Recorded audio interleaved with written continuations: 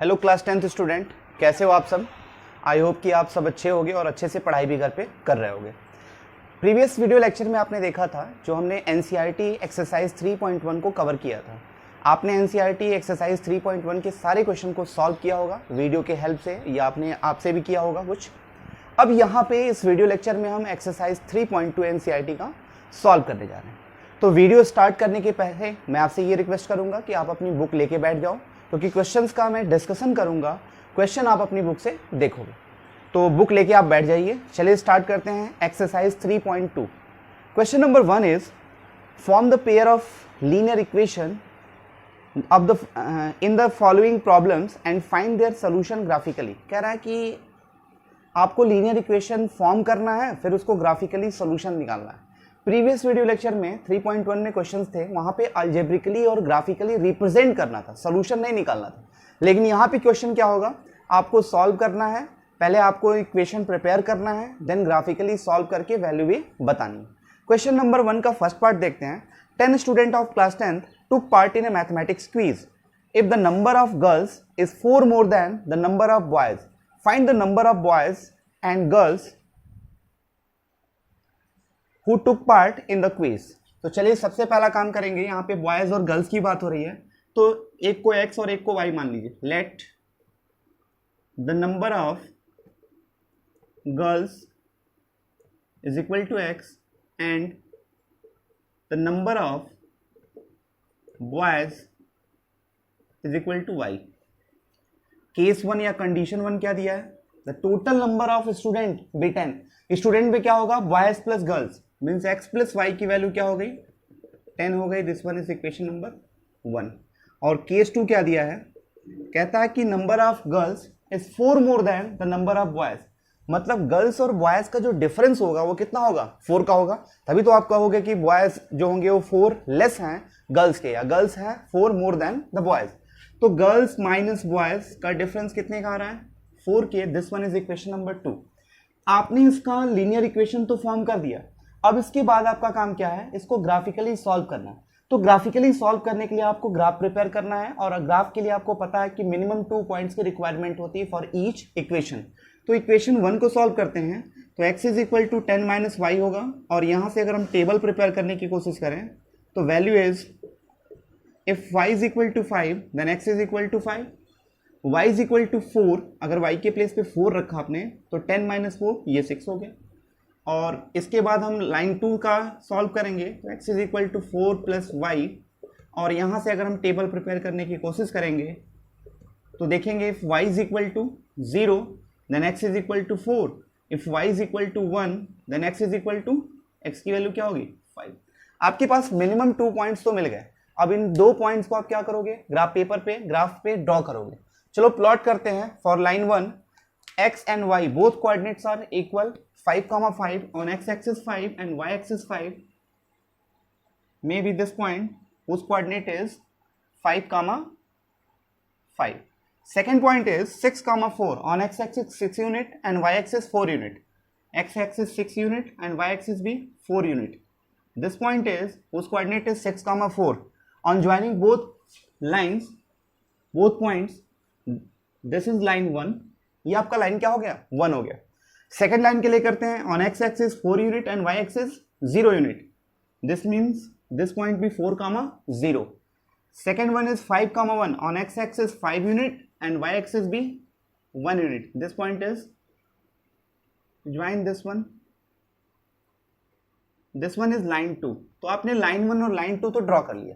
तो आपको पता है ग्राफिकल मेथड में जब बोथ लाइंस एक दूसरे को इंटरसेक्ट करती है जिस पॉइंट पे, वही आपका क्या होता है, सोल्यूशन पॉइंट होता है। तो ध्यान से देखना ये वाली लाइन कहाँ पे इंटरसेक्ट की है, दिस पॉइंट पे। और जब आप ग्राफ पे ड्रॉ करोगे एग्जैक्ट सोल्यूशन आएगा, तो दिस पॉइंट का कोऑर्डिनेट होगा 7,3। इस पॉइंट का कोऑर्डिनेट क्या हो गया, 7,3। इसका मतलब 7,3 जो होगा वो आपका सोल्यूशन होगा। x की वैल्यू कितनी हो जाएगी, 7 and y is equal to 3। तो x जो था वो नंबर ऑफ गर्ल्स को बताता था और y क्या था, नंबर ऑफ। तो then number of girls is equal to 7 and number of boys is equal to 3। ये आपका फाइनल आंसर होगा।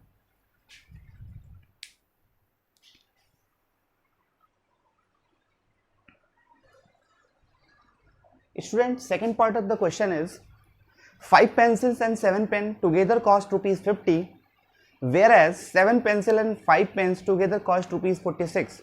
Find the cost of 1 pencil and 1 pen. तो यहां पर आप सपोज करोगे let the cost of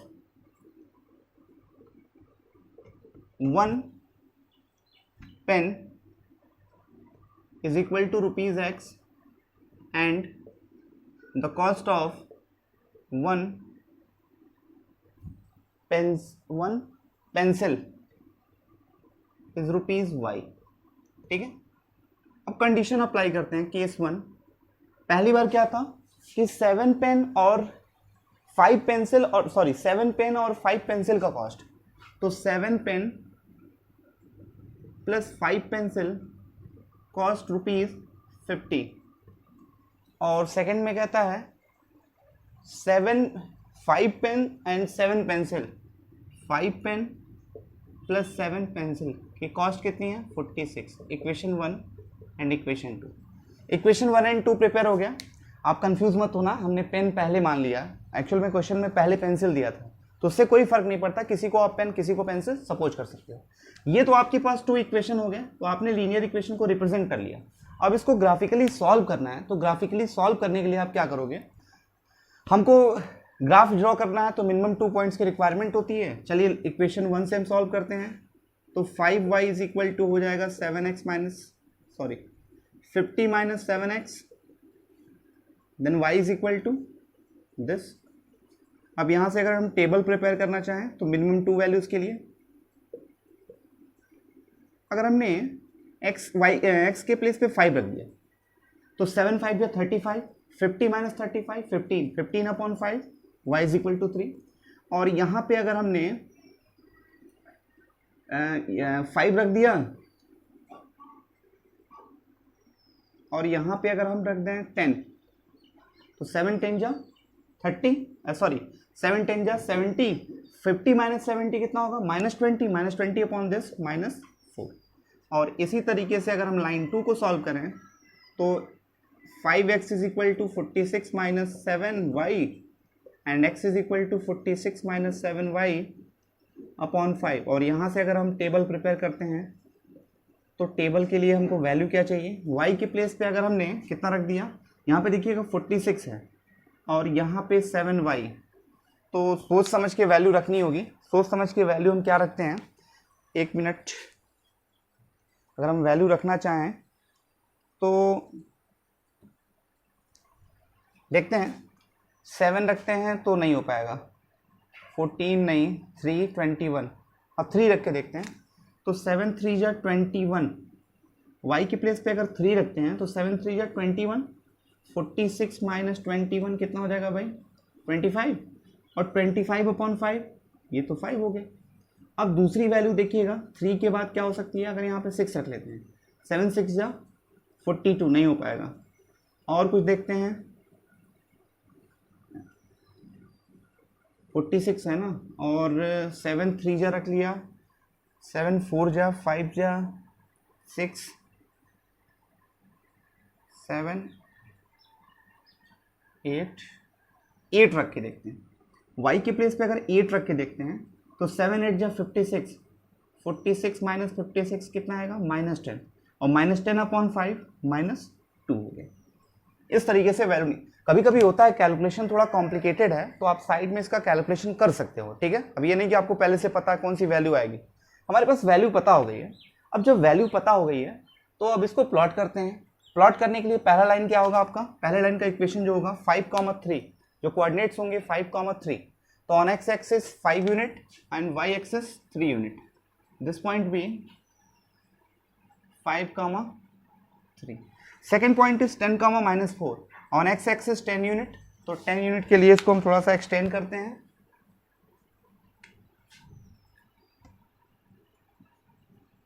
8 9 10।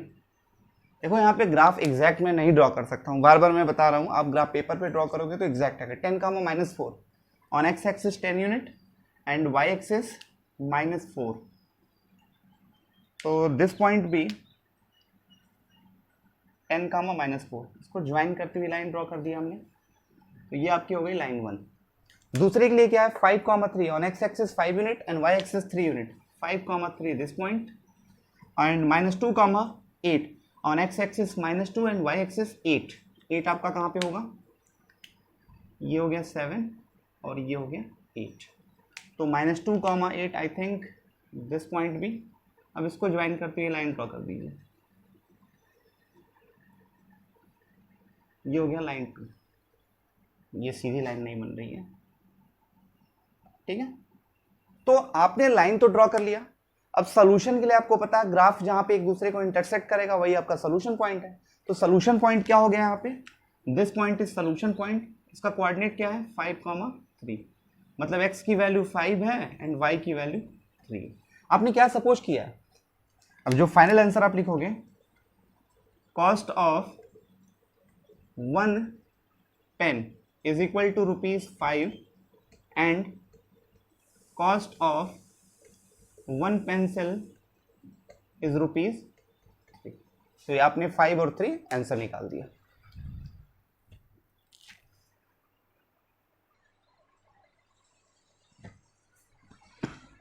Student, इसके बाद हम क्वेश्चन नंबर 2 डिस्कस करने जा रहे हैं. 2 में क्या है, on comparing the ratio A1/A2, B1/B2 and C1/C2, find out whether the lines representing the following pair of linear equation intersect at a point are parallel और कॉन्सिडेंटल. तो कॉन्सिडेंट है, पैरेलल है या एक पॉइंट पे इंटरसेक्ट करेगी, ये आपको बताना है रेशियो के अकॉर्डिंग. तो आपने कंडीशन पढ़ा था, 3 कंडीशन पढ़ा था, यूनिक सोल्यूशन, नो सोल्यूशन और इनफाइनाइट. इनफाइनाइट को ही हम क्या बोलते हैं, कॉन्सिडेंट. अगर कॉन्सिडेंट का केस पूछता है तो वो क्या आपका है, उसका मतलब हुआ कि अगर इनफाइनाइट सोल्यूशन आ रहा है तो वो कॉन्सिडेंट हो जाएगा, ठीक है. और कहता है intersect at a point. Intersect at a point का मतलब होता है यूनिक सोल्यूशन. चलिए इसको चेक करते हैं. तो क्या है इसके लिए देखते हैं. तो सबसे पहले इसको जब आप कंपेयर करोगे, एक के लिए बता रहा हूँ, A1 B1 Y C1 is equal to 0, ये आपका स्टैंडर्ड फॉर्म था. और यहाँ से इसको जब कंपेयर करोगे तो A1 की वैल्यू 5, B1 की वैल्यू -4 और C1 की वैल्यू कितनी हो गई 8. A2 की वैल्यु कितनी हो गई 7, B2 की वैल्यू 6 एंड C2 की वैल्यू कितनी हो गई -9. तो चेक करना है तो आप चेक करोगे क्या, A1/A2 निकाल लीजिए भाई, कितना होगा 5/7, B1/B2 -4/6, या इसको लिख सकते हैं 2 2 जा 4, 2 3 जा -2/3 एंड C1/C2 की जो वैल्यू होगी वो 8/-9. ठीक है. अब आप बताओ क्या तीनों वैल्यू आपस में बराबर है, नहीं. क्या ये दोनों बराबर और तीसरा अनइक्वल है. भाई 3 कंडीशन आपने पढ़ा था. पहला कंडीशन था A1/A2 is not equal to B1/B2. दूसरा पढ़ा था A1/A2 is equal to B1/B2 is equal to C1/C2. ये यूनिक सोल्यूशन मतलब इंटरसेक्टिंग एट ए पॉइंट, ये इनफाइनेटली. और तीसरा क्या था, नो सोल्यूशन के लिए A1/A2 is equal to B1/B2 is not equal to C1/C2. तो यहाँ पे जब आप देखोगे तो इस केस में क्या है, A1/A2 is not equal to B1/B2 का केस है. तो क्लियरली क्या होगा, जो आपका पेयर ऑफ लाइन है वो क्या होगा, यूनिक सोल्यूशन होगा या intersect above line intersect at a point या यूनिक सोल्यूशन. तो ये केस आपका हो गया इंटरसेक्ट एट ए पॉइंट या यूनिक सोल्यूशन का केस हो गया.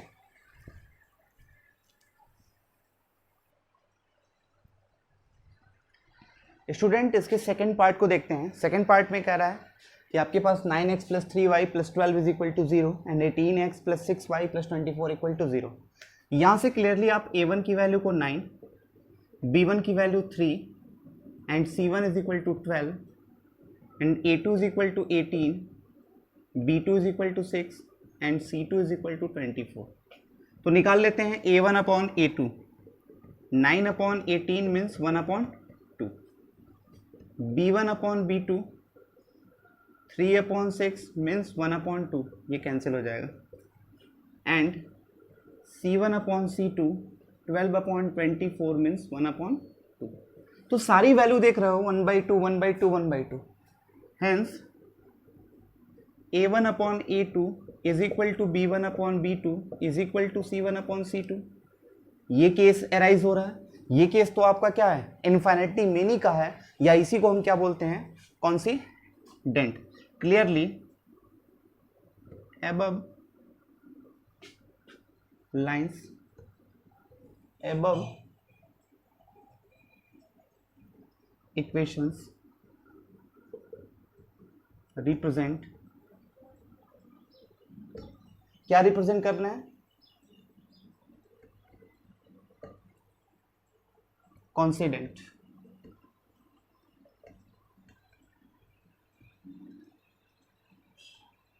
रिप्रेजेंट बोलिए आर कॉन्सिडेंट, इसका मतलब हुआ कि ये इनफाइनाइटली मेनी का केस हो गया।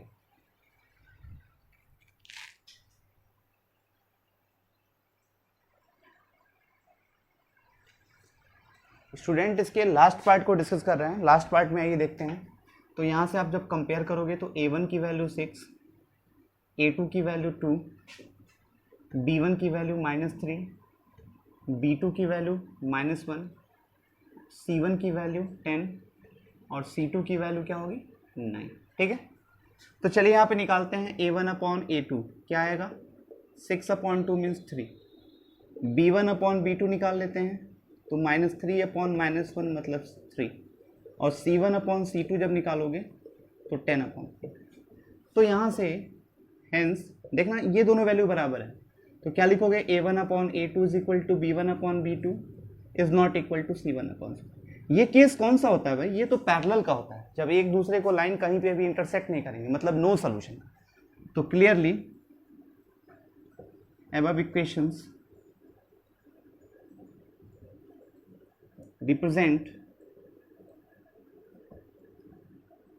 parallel lines। पैरेलल लाइंस, तो ये केस आपका हो गया पैरेलल लाइंस का।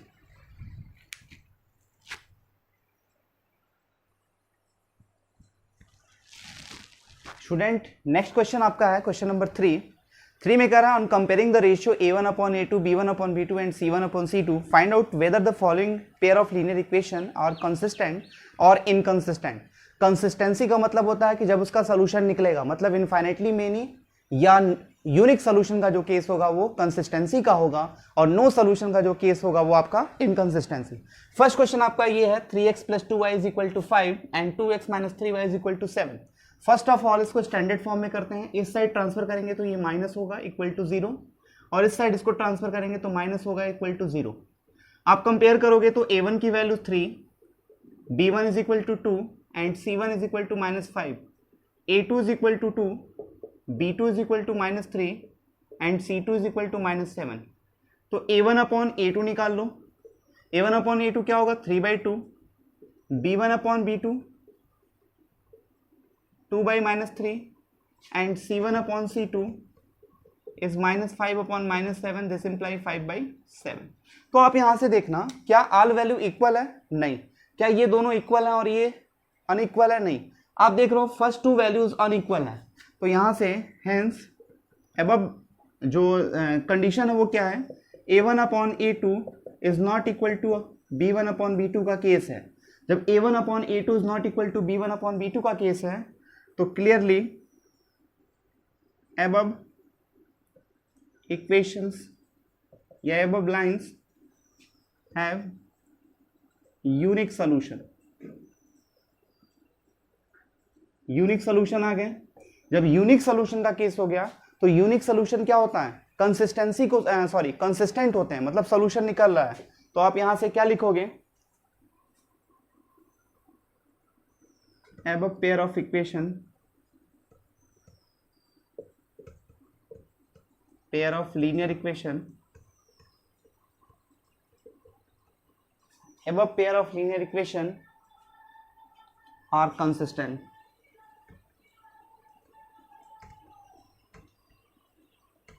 ये क्या हो गया, ये कंसिस्टेंट हो गया।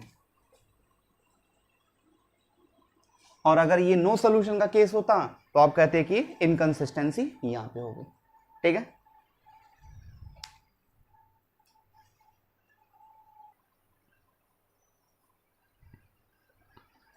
अब इसके सेकेंड पार्ट को देख लेते हैं। तो A1 B1 C1 और A2 B2 C2 आप निकाल लोगे। डायरेक्टली मैं लिख रहा हूँ A1 अपॉन A2 की वैल्यू। तो A1 upon A2 2/4 means 1/2, B1 upon B2 -3 upon -6 1/2 and C1 upon C2 is equal to -8 upon -9 is equal to 8/9। तो यहाँ पे क्लियरली क्या हो गया, A1 upon A2 is equal to B1 upon B2 is not equal to C1 upon C2। ये कौन सा case है, ये नो सोल्यूशन का केस है। ये केस कौन सा है, नो सोल्यूशन। अगर कोई सोल्यूशन निकल ही नहीं रहा है तो वो क्या होगा, इनकंसिस्टेंट होगा। तो आप लिखोगे hence above pair of linear equation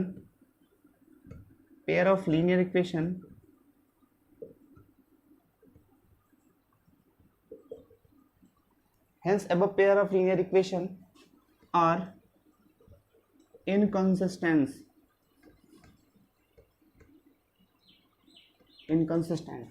ये आपका क्या होगा, इनकंसिस्टेंट होगा। और इसके पहले क्या था, कंसिस्टेंट था, क्योंकि वहां पे सोल्यूशन एक निकल रहा था, यहाँ पे कोई सोल्यूशन नहीं निकल रहा।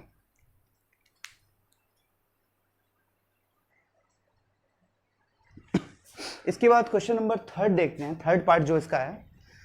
यहां पर भी आपको अगर निकालना है तो A1 अपॉन A2 निकाल लीजिए पहले।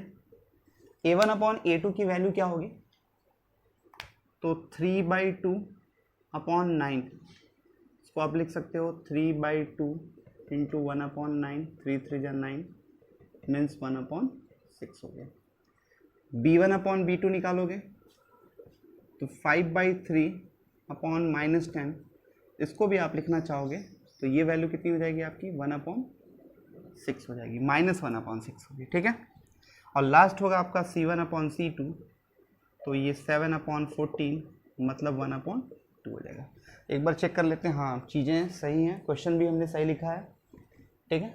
अब यहाँ पे देखना ये दोनों वैल्यू आपस में बराबर नहीं है, तो clearly A1 upon A2 is not equal to B1 upon B2। कौन क्या होगा, ये यूनिक सोल्यूशन को शो करता है। जब ये यूनिक सोल्यूशन हो गया, सोल्यूशन निकला, तो क्या होगा, कंसिस्टेंट होगा या इनकंसिस्टेंट, कंसिस्टेंट होगा। Hence above pair of linear equation are consistent, ठीक है। फोर्थ देख लेते हैं। फोर्थ में भी आपको करना क्या है, A1 अपॉन, ये देखिएगा थोड़ा सा, ये 7 अपॉन 14 किया है, इस साइड लाएंगे इसको, वैल्यू पे कोई इफेक्ट ज़्यादा नहीं पड़ेगा, ज़्यादा ये निगेटिव हो जाएगा, फिर भी वही मिलेगा, गलती हो गई थी। हमने इसको ट्रांसफर कर लिया पहले। A1 अपॉन A2 की वैल्यू क्या होगी, 5 अपॉन -10 मतलब -1 अपॉन 2। B1 अपॉन B2 की वैल्यू कितनी हो गई, -3 upon 6 means -1 upon 2। And C1 upon C2 की वैल्यू कितनी हो गई, -11 अपॉन 22 मतलब 1/2। तो ऑल वैल्यू इक्वल है। Clearly A1 upon A2 is equal to B1 upon B2 is equal to C1 upon C2। ये केस कौन सा होता है भाई, इनफाइनाइटली मेनी सोल्यूशन। ये कौन सा केस होता है, इनफाइनाइटली मेनी सोल्यूशन। अब भाई इनफाइनाइटली मेनी सोल्यूशन आ रहे हैं तो वो कंसिस्टेंट होगा, क्योंकि इनकंसिस्टेंसी किस पे होती है, केवल नो सोल्यूशन पे। तो hence above pair of linear equation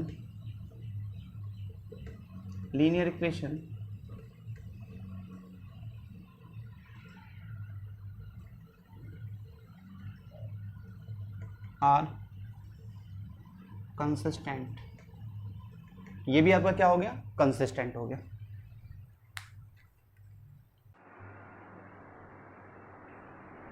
इसके बाद स्टूडेंट क्वेश्चन 3 का 5th पार्ट है, उसको देख लेते हैं क्या करना है इसमें। तो यहाँ पे A1 अपॉन A2 की जो वैल्यू होगी, इसको सिंप्लीफाई करेंगे तो ये 2 4 अपॉन 3 इंटू 1 अपॉन 2 लिख सकते हैं। वैल्यू आपकी आएगी 2 अपॉन 3।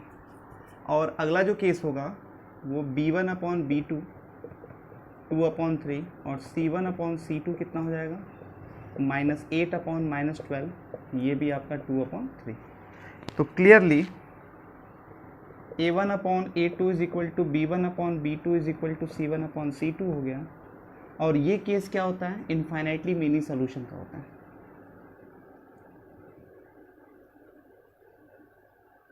जब इनफाइनाइटली मेनी सोल्यूशन है तो इस केस में आपका क्या होगा, ये कंसिस्टेंट होगा।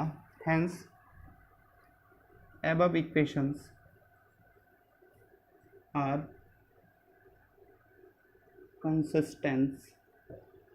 consistent, ये आपका क्या हो गया, कंसिस्टेंट हो गया।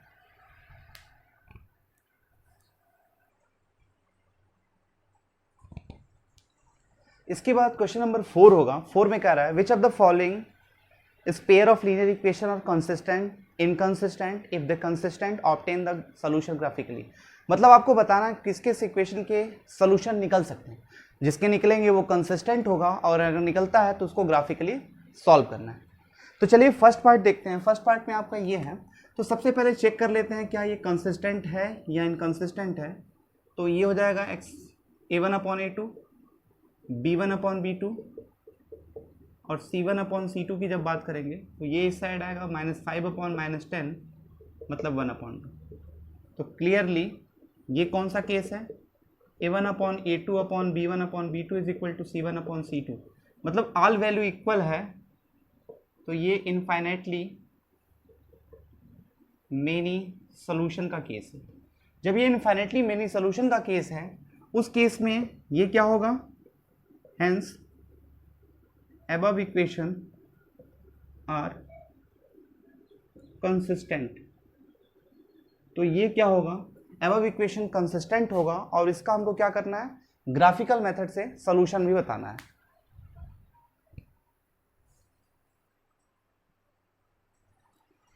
अब इस इक्वेशन का हम ग्राफ ड्रॉ करने की कोशिश करेंगे। ग्राफ ड्रॉ करने के लिए आपको मिनिमम 2 पॉइंट की रिक्वायरमेंट होती है। तो x is equal to 5 minus, यहाँ से अगर हम टेबल प्रिपेयर करें 2 वैल्यूज़ के लिए, if y is equal to 0 then x is equal to 5, y is equal to 1 then x is equal to 4। और सेकेंड से अगर सॉल्व करते हैं तो 2x is equal to 10 minus 2y, 2 common कर लीजिए। जब 2 कॉमन करेंगे तो x की वैल्यू क्या हो जाएगी, 5 माइनस 5।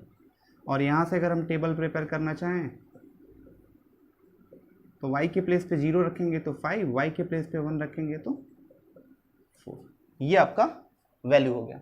अब इसको प्लॉट करना है तो x की मैक्सिमम वैल्यू 5 है, 1 2 3 4 5, और y की देख लेते हैं 2 3 4।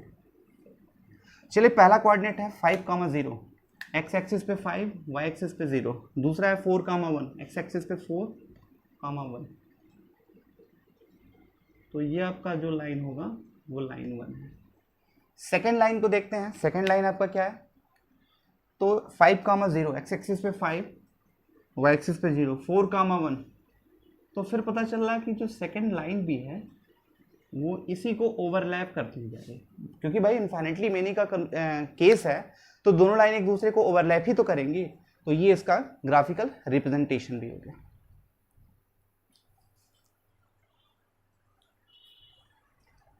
अब सेकंड क्वेश्चन को देख लेते हैं। सेकंड क्वेश्चन में क्या करना है, तो सेकंड क्वेश्चन आपका ये कह रहा है कि इसको चेक कर लेते हैं। A1 upon A2 1 upon 3, B1 upon B2 -1 upon -3 means 1 upon 3, and C1 upon C2 -8 upon -16 1/2।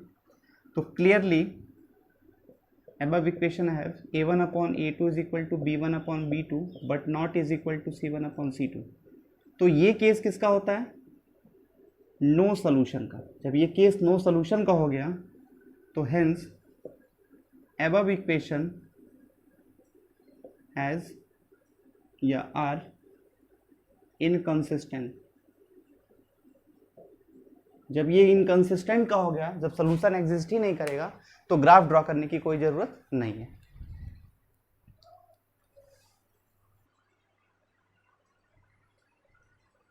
अब ये थर्ड क्वेश्चन है, थर्ड को देखते हैं। तो सबसे पहले चेक करेंगे क्या ये कंसिस्टेंट है या नहीं। तो A1 अपॉन A2 2 अपॉन 4 मतलब 1 upon 2, B1 upon B2 1 upon -2, ये -1 अपॉन 2 हो गया। ठीक है, फिर तीसरा आपका क्या होगा, तीसरे क्वेश्चन की जब हम बात करेंगे तो तीसरा इसका हो जाएगा आपका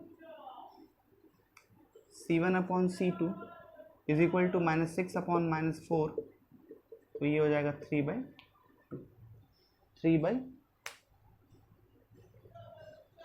हो जाएगा। ठीक है, अब इसको जब आप देखोगे तो कोई भी वैल्यू आपस में, तीनों आपस में तो बराबर है नहीं। एक बार हम चेक करेंगे क्या ये दोनों बराबर हैं, तो नहीं, A1/A2 is not equal to B1/B2। तो जो केस है वो आपका क्या है, यूनिक सॉल्यूशन का केस है। यूनिक सॉल्यूशन है तो हेंस अबव इक्वेशन हैज या इक्वेशन आर कंसिस्टेंट। तो ये तो कंसिस्टेंट हो गया, जब कंसिस्टेंट हो गया तो इसका ग्राफिकल मेथड से हमको सोल्यूशन निकालना होगा। तो चलिए इसके बाद हम ग्राफ ड्रॉ करते हैं। ये तो चेक कर लिया, ग्राफ ड्रॉ करने के लिए मिनिमम 2 पॉइंट्स की रिक्वायरमेंट होती है। चलिए यहाँ से निकालते हैं y is equal to 2x - 6, और यहाँ से जो टेबल बनेगा आपका वो कुछ ऐसा बनेगा, if x is equal to, x की वैल्यू यहाँ पे 2x - 6, अगर x के प्लेस पे आपने क्या रख दिया, 3 रख दिया, 2 3 जा 6, 6 - 6 0, और यहाँ x के प्लेस पे अगर आपने 2 रख दिया, 2 2 जा 4, 4 - 6 -2, और सेकेंड इक्वेशन से अगर निकालेंगे तो 2y is equal to 4x - 4, 2 common लेके सिंप्लीफाई किया तो 2x - 2, और यहाँ से जो टेबल आपका प्रिपेयर होगा वो कुछ इस तरह का होगा। x के प्लेस पे अगर आपने 0 पुट किया तो y के प्लेस पे क्या आएगा, -2, और x के प्लेस पे अगर आपने पुट किया 1 तो y के प्लेस पे क्या आएगा, 0। एक बार फिर से देख लेते हैं, यहाँ पे आपने x के प्लेस पे 3 पुट किया, 3 2 जा 6, 6 - 6 इज इक्वल टू क्या हो गया,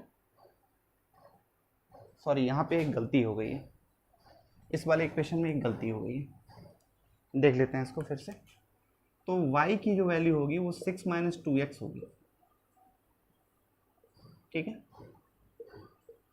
यहाँ पे अगर x के प्लेस पे 0 पुट करते हैं तो y के प्लेस पे क्या मिलेगा, 6, और x के प्लेस पे अगर 1 पुट करते हैं तो y के प्लेस पे क्या मिलेगा, 4 मिलेगा, और सेकेंड इक्वेशन में। अब इसको जब प्लॉट करेंगे, प्लॉट करते हैं, पहले लाइन का इक्वेशन क्या होगा, 0,6, तो 0,6 का कोऑर्डिनेट ये हो गया, दूसरा हो गया 1,4, x एक्सिस पे 1, y एक्सिस पे 4, तो ये आपका हो गया 1,4। अब इसको ज्वाइन करते हुए लाइन ड्रॉ कीजिए, ये L1 हो गया। दूसरा क्या है आपका 0,-2, तो 0,-2 आपका ये हो जाएगा, और 1,0 ये आपका हो जाएगा। इसको हम ज्वाइन करते हैं,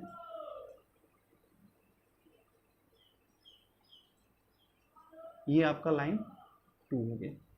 कहाँ पे इंटरसेक्ट किया, आई थिंक ये 2,2 पे इंटरसेक्ट किया, तो आंसर क्या हो जाएगा, x की वैल्यू 2 हो जाएगी और y की वैल्यू भी 2 हो जाएगी। ये आपका फाइनल आंसर हो गया, यूनिक सॉल्यूशन के लिए ये हो गया। ओके,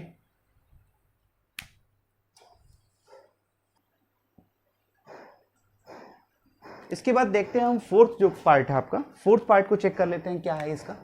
तो A1/A2 की जो वैल्यू होगी वो 2/4 मीन्स 1/2 हो जाएगी। B1/B2 की जो वैल्यू होगी -2/-4 1/2, एंड C1/C2 की जो वैल्यू होगी वो आपकी 2/5। तो clearly A1/A2 is equal to B1/B2 is not equal to C1/C2। ये किसका केस है, तो ये नो सॉल्यूशन का केस है। जब नो सॉल्यूशन है तो आपकी वैल्यू क्या होगी, इनकंसिस्टेंट होगी, hence above equation are inconsistent. जब इनकंसिस्टेंट है तो इसका सॉल्यूशन तो निकलेगा नहीं, तो ग्राफ बनाने की कोई जरूरत नहीं होगी।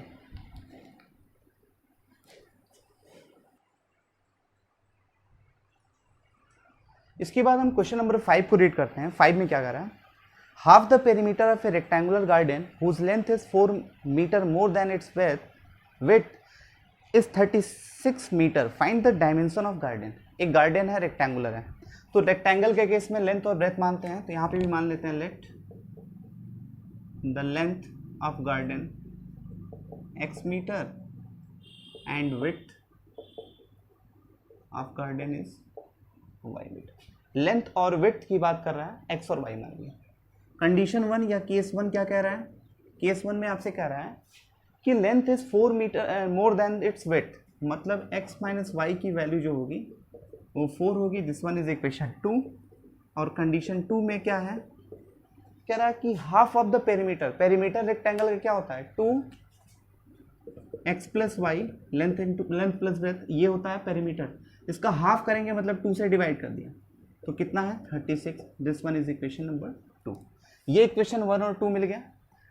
अब आपको इसका ग्राफ ड्रॉ करना है। ग्राफ ड्रॉ करने के लिए आपको क्या करना है, 2 पॉइंट्स की रिक्वायरमेंट होती है। तो चलिए लाइन 1 को सॉल्व करते हैं। तो x की वैल्यू क्या होगी y प्लस 4, और यहाँ से हम टेबल अगर प्रिपेयर करने की कोशिश करें x y के प्लेस पे 0 रख दिया तो x के प्लेस पे 4 आ गया, और अगर y के प्लेस पे हमने 4 रख दिया तो x के प्लेस पे कितना आ गया 8 आ गया। सेकेंड इक्वेशन को सॉल्व करते हैं तो x is equal to 36 minus y होगा, और यहाँ से अगर हम टेबल बनाएं तो टेबल की वैल्यू क्या आएगी, y के प्लेस पे अगर हमने क्या रख दिया, यहाँ पे रखना चाहें तो रख दीजिए आप 16 रख देते हैं तो ये कितना हो जाएगा 20, और यहाँ पे अगर 20 रख देते हैं तो ये कितना हो जाएगा 16।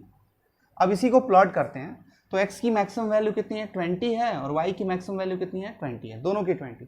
तो 4 का गैप ले लेते हैं, 1 2 3 4 5 6, 1 2 3 4 5 6 1, ये 4 हो गया, 8 12 16 20 24 4 8 12 16 20 24। नेगेटिव डायरेक्शन में है नहीं तो हम वैल्यू नेगेटिव में लिखेंगे नहीं। पहला कोऑर्डिनेट आपका क्या बनेगा, तो 4,0, एक्स एक्सिस पे 4 और वाई एक्सिस पे कितना है 0, तो 4,0 आपका ये मिल गया। दूसरा पॉइंट होगा 8,4 और एक्स एक्सिस 8 4, ये आपका मिल गया। अब इसको हम ज्वाइन करते हुए लाइन ड्रॉ कर देंगे, ये L1 मिल गया। सेकेंड इक्वेशन के लिए क्या होगा 20,16, एक्स एक्सिस पे 20 और वाई एक्सिस पे 16, तो ये आपका हो जाएगा 20,16। दूसरा क्या होगा 16,20, एक्स एक्सिस पे 16 और वाई एक्सिस पे 20, तो कुछ ये मिलेगा। अब इसको ज्वाइन करेंगे तो ये लाइन 2। अब ये कहाँ पे एक दूसरे को इंटरसेक्ट कर रहा है भाई, तो इंटरसेक्ट कर रहा है यहाँ पे, ये आपका सोल्यूशन पॉइंट हो गया जिसका कोऑर्डिनेट हो गया 16,20। तो x की वैल्यू 20 और y की वैल्यू क्या हो गई 16।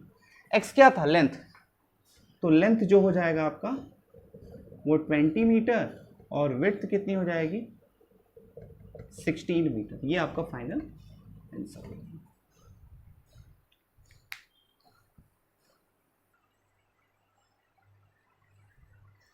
स्टूडेंट इसके बाद क्वेश्चन नंबर 6 है आपका, क्या कह रहा है, given the linear equation this write another linear equation in two variables such that the geometrical representation of the pair of so form is intersecting line, parallel lines and coincident lines। मतलब क्या कह रहा है, एक equation आपके पास दिया है, एक दूसरा इक्वेशन आपको खुद से लिखना है जिसको लिखने के बाद जो कंडीशन है वो सेटिस्फाइड होनी चाहिए। मतलब पहला कहता है इंटरसेक्टिंग लाइन, मतलब आप इसका जब ग्राफ ड्रॉ करोगे तो वो इंटरसेक्टिंग का केस आना चाहिए। आपने पढ़ा है condition for solution of linear pair of linear equation, intersecting line का मतलब क्या होता है यूनिक सोल्यूशन। यूनिक सोल्यूशन का मतलब क्या हुआ कि a1/a2 is not equal to b1/b2 होना चाहिए, यही तो यूनिक सोल्यूशन का कंडीशन है।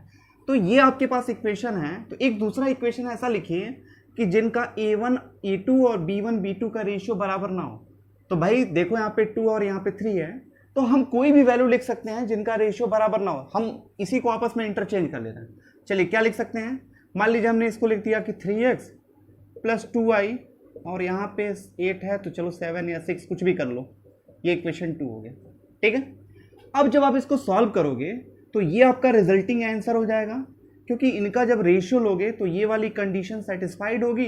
इसका मतलब ये हो गया इंटरसेक्टिंग लाइन नहीं है, ये सॉरी इंटरसेक्टिंग लाइन होगी, क्योंकि इनका देखो a1/a2 is not equal to b1/b2 है कि नहीं। जब ग्राफ इसका ड्रॉ करोगे, इस क्वेश्चन में ग्राफ ड्रॉ करने के लिए नहीं बोल रहा है, आपसे कह रहा है कि क्वेश्चन उसका बताइए, एक दूसरा इक्वेशन बताइए जो इस कंडीशन को फुलफिल सेटिस्फाई करता है। तो सेटिस्फाई करने का मतलब हुआ इंटरसेक्टिंग, इंटरसेक्टिंग का मतलब यूनिक सोल्यूशन। यूनिक सोल्यूशन के लिए आपको पता है a1/a2 is not equal to b1/b2 होना चाहिए, उसके अकॉर्डिंग ये आपका रिजल्टिंग जो इक्वेशन है वो हो जाएगा।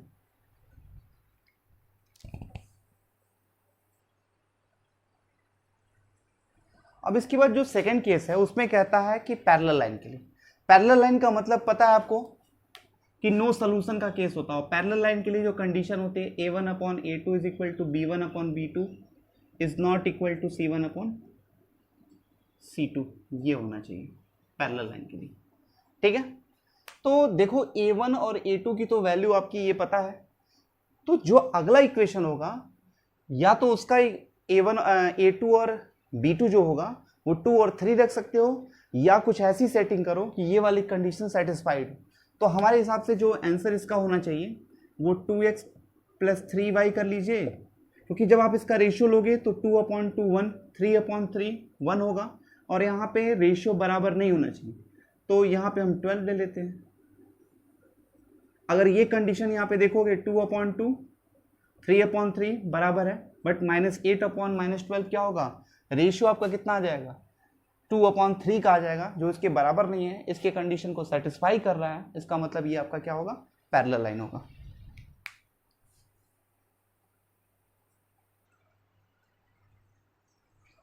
इसके बाद का जो लास्ट है वो आपका क्या है, कॉन्सिडेंट लाइन, मतलब इनफाइनिटी मिनी सोल्यूशन का केस। तो ये जो है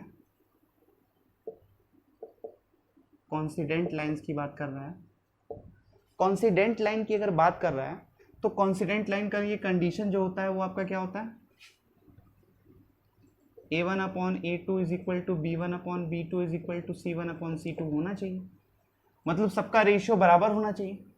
तो हम चाहें तो इसी लाइन को एक बार और लिख दीजिए, या इससे अलग लिखना है तो 2 का मल्टीप्लाई कर दीजिए, तभी तो रेशियो बराबर होगा। सेम नंबर का मल्टीप्लाई इसी इक्वेशन में कर दीजिए, तो जब भी आप रेशियो लोगे रेशियो क्या होगा, बराबर होगा।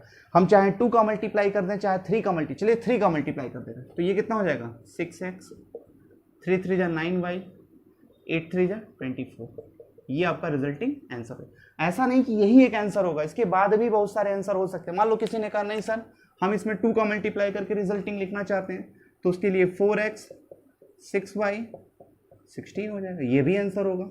तो ये आपका क्या होगा, कॉन्सिडेंट लाइन या पैरेलल लाइन के लिए, सॉरी इनफाइनाइटली मेनी सॉल्यूशन के लिए ये केस एग्जिस्ट करेगा।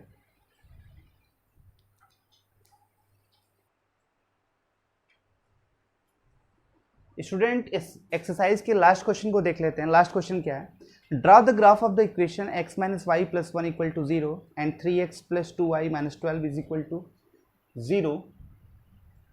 Determine the coordinate of vertices of triangle formed by these lines and the x-axis and set the triangular region। ये करना है आपको। इस टाइप का क्वेश्चन आपको जब हम चैप्टर पढ़ा रहे थे उस समय भी एक क्वेश्चन कराया था, यहाँ पे भी देख लेते हैं। तो ये आपके पास 2 इक्वेशन है, हमको ग्राफ इसका ड्रॉ करना है। तो ग्राफ ड्रॉ करने के लिए आपको पता है कि मिनिमम 2 पॉइंट्स की रिक्वायरमेंट होती है। तो इक्वेशन 1 से अगर हम सिंप्लीफाई करते हैं तो x is equal to y minus 1 होगा। यहाँ से अगर x की वैल्यू 0 पुट किया, सॉरी y के प्लेस पे 1 पुट किया तो x की वैल्यू 0, y के प्लेस पे 0 पुट किया तो x की वैल्यू -1। आपके पास यहाँ से टेबल प्रिपेयर हुआ। सेकंड इक्वेशन से लिखेंगे 2y is equal to 12 minus 3x, y is equal to 12 minus 3x upon 2।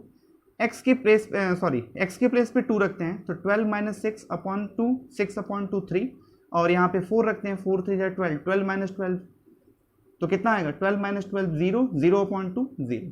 अब इसको प्लॉट करते हैं, प्लॉट करने की कोशिश करेंगे। तो पहले लाइन के लिए क्या होगा 0, 1, x एक्सिस पे 0, y एक्सिस पे 1, ये होगा। सेकंड आपका होगा -1, 0, ये आपका हो गया -1, 0। इसको हम ज्वाइन करते हुए लाइन ड्रॉ कर दिए।